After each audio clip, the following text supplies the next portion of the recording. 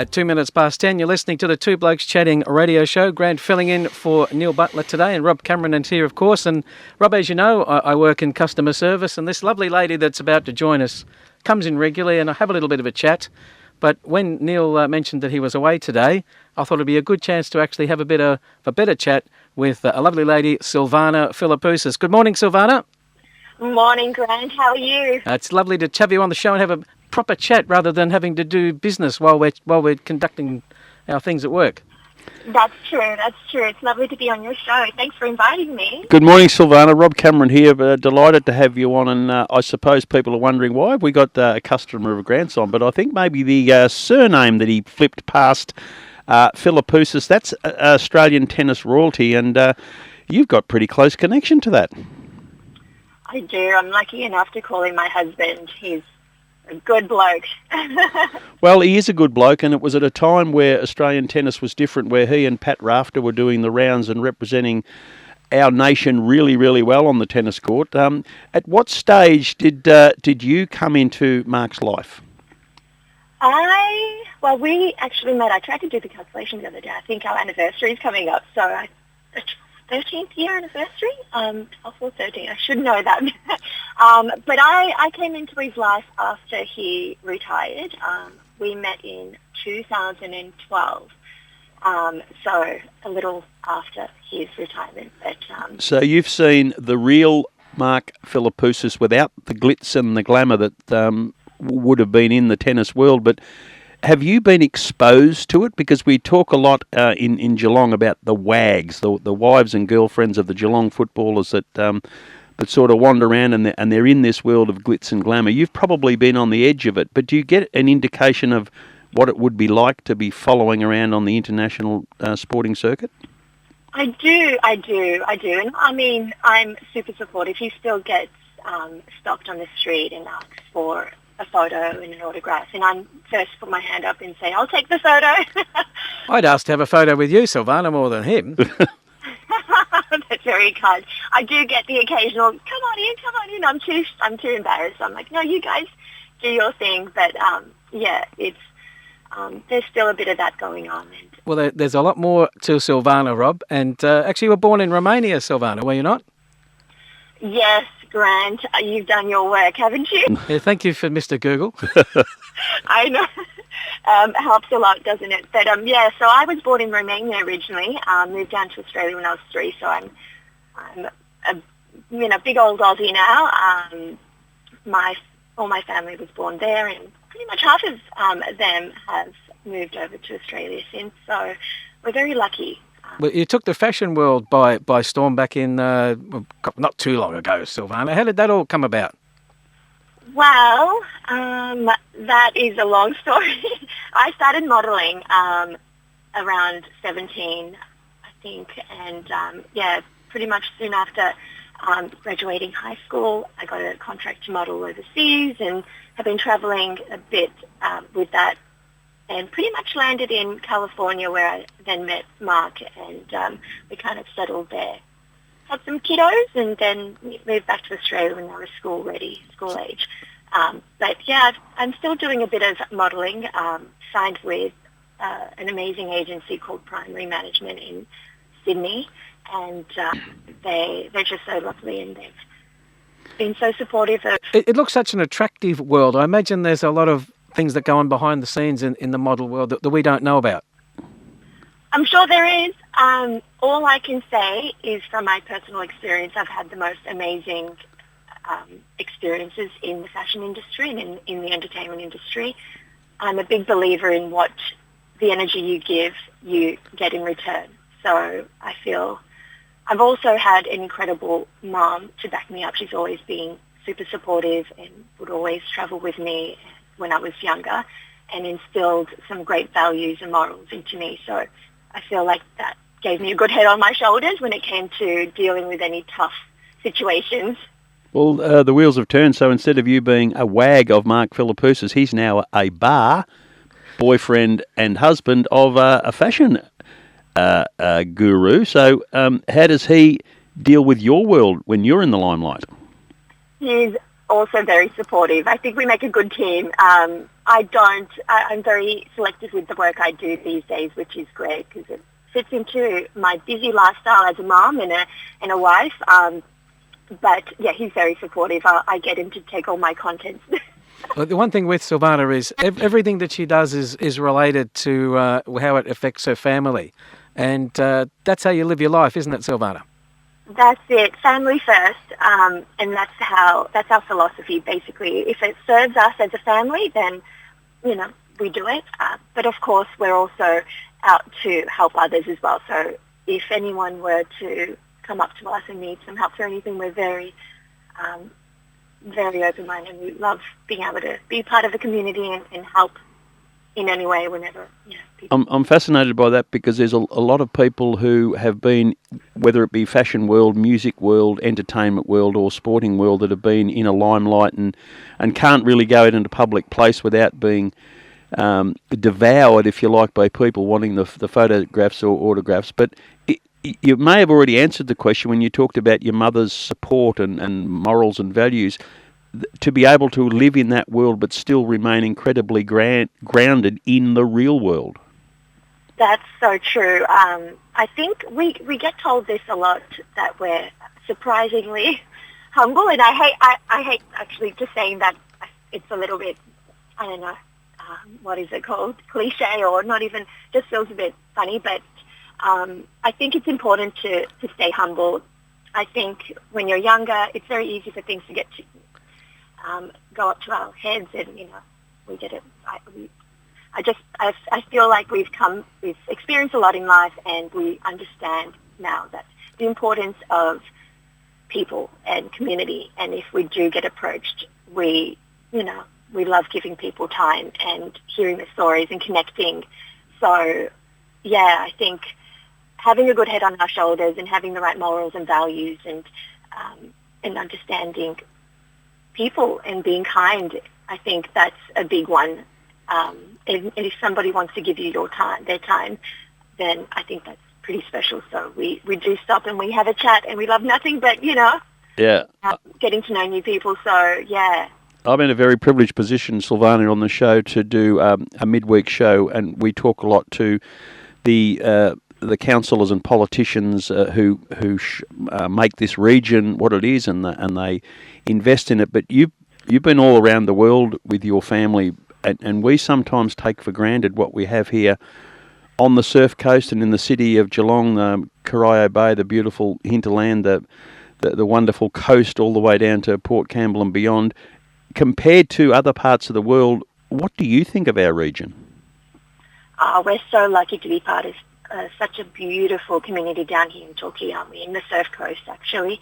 I know we've travelled so many different beautiful countries and experienced so many amazing cultures. We actually went back to the US a couple of years ago thinking, could we move back? And the answer was obviously no. We compared it to everywhere like we've been, and nothing compares to Australia, and let alone the surf coast down here where we live. We're very lucky, aren't we? I think there's a strong sense of community, and I feel like since moving down here in, I think it was 2021, we felt nothing but support and kindness and really welcomed, and we've just created the most beautiful little life here for our family, and yeah, we don't take it for granted, that's for sure. It is a beautiful place to be, but another thing I found on Sylvana's, when I was researching, what do you write on your card when you go overseas? What do you put down as your occupation? Could it be model, author, actor? What do you write? Oh, back in the day it was model. Then it was model for a long time, but I think now I do brand ambassador. To be honest with you, as cliche or as funny as that may sound, you have to put something, obviously. So, Sylvana, what is the difference between a brand ambassador and an influencer? Good question. Throwing the hard ones at me, aren't you, Rob? Well, we're trying to make it as interesting as possible. We've got a little rule on the show. We try and ask our guests a question they've never been asked before, and hopefully by the end of it we'll have achieved that objective. No, absolutely. I think, well, I call myself a brand ambassador because, I don't know, I feel as an influencer, you have, I guess, you've got a lot of followers, people that look up to you and what you buy, and you're easily able to influence people to buy certain things just based on what you're wearing, but or doing. I think a brand ambassador is a little bit. I don't know. Like a brand ambassador could almost be like a spokesperson for a brand. I mean, I was just trying to. Maybe the subtle difference would be, I suggest sometimes influencers are influencing things for their financial benefit rather than really backing what they're talking about. If you're a brand ambassador, I'm hoping that you would genuinely believe that what you're saying about that particular brand is your first-hand experience and a deep, warm connection. That's right. Thank you, Rob. I think that is, you've hit the spot, and that's exactly what I was trying to get out there. That's, the way I feel about it as well. So, yes, I agree. As a brand ambassador, I'm very selective with the brands that I like to affiliate myself with, and I have to really believe in the brand in order to put my name towards it and wear it and really understand it and really get that beautiful connection with it in order to promote it and believe in it in a way that I can push it to other people and hopefully, influence them in the right way. Well, you and Mark have put together your own fashion brand. How did that start? Yes. So actually it started back in San Diego, California. Before I met Mark, he had a clothing brand called Flip Apparel, and it was hugely successful in California and actually in a couple of countries as well, but mainly in California. We had Justin Bieber wearing our T-shirts, and basically that kept us really busy. When I met him, I jumped on board and helped him with that.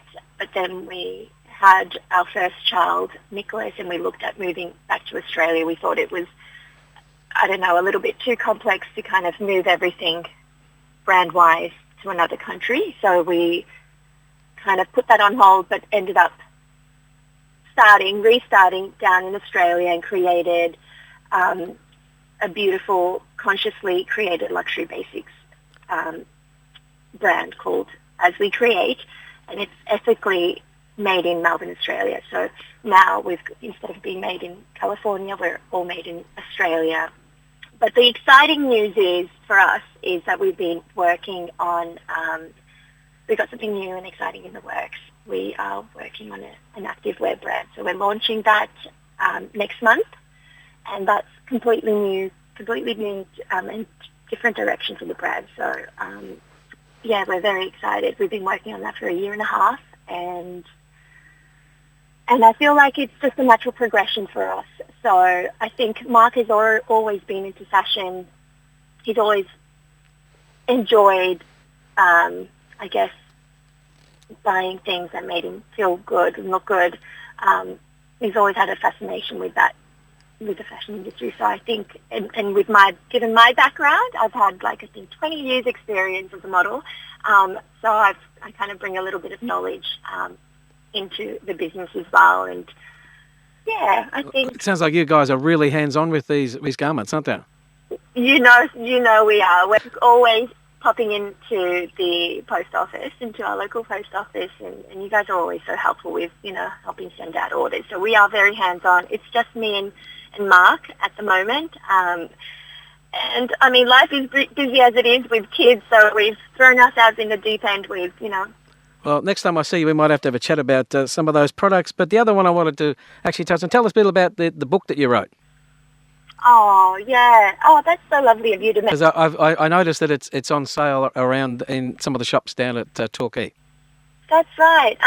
So I wrote a children's book, I think when Nicholas was 1 year old. So I actually wrote it for him to begin with, and then Mark encouraged me to self-publish it.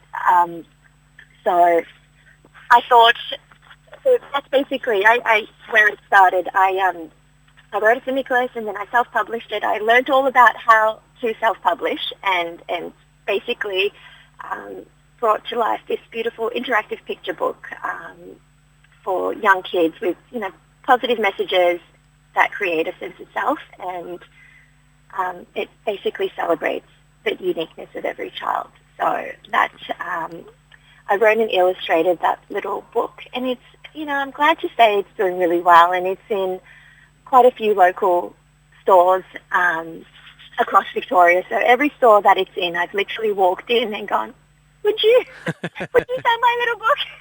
So what's the title of the book? It's called I Am Me. I Am Me. So it's Definitely something to look out for kids' books, 100%. Oh, thank you. So it's in our local Torquay bookshop, and then of course a few other stores. And I think there's a store in Lawn. We went and visited Lawn not too long ago, and I'm like, hello, popped into the Lawn bookshop there too. So I've been very lucky that they've given it a go, and it's doing really well. So.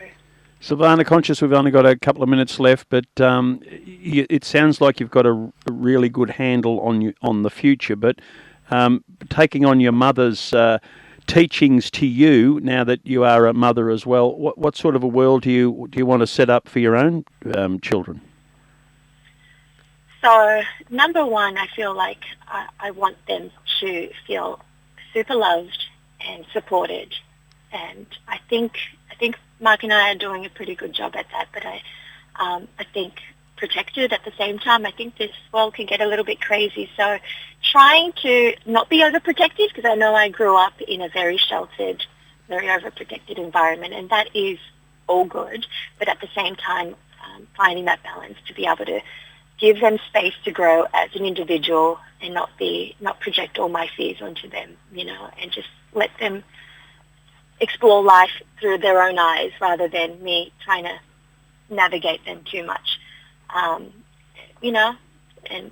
so I think my mum's done a beautiful job. Both my parents have done a beautiful job with raising us, and I've taken on board so many things. It's so funny. Sometimes I'll say things and I'm like, oh, gee, I sound like my mum. And that's inevitable. But I truly do look up to her.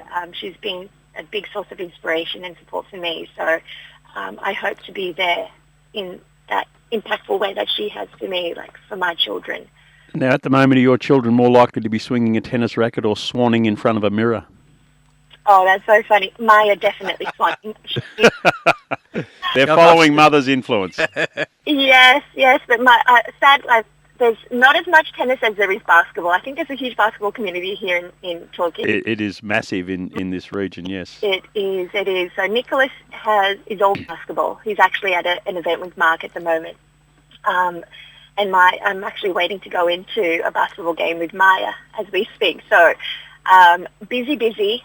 I was talking to one of your region's very, very prominent basketball coaches yesterday, so I know how active the game is down there. Your children in good hands if that's the way they want to go. Definitely. They're very, very lucky. We've got it all down here. Whatever they choose to do, I feel like they've got so many different options. Well, Sylvana, thank you so much for your time. I know you've got to get in there as team manager for your daughter's basketball game. Thanks so much for taking some time to talk to us today, and I'll see you at the post office. Sounds great. Thank you so much, Rob, and thank you, Grant. I look forward to Thank you, Sylvana. Best wishes. soon. Thank you, Rob. See you guys.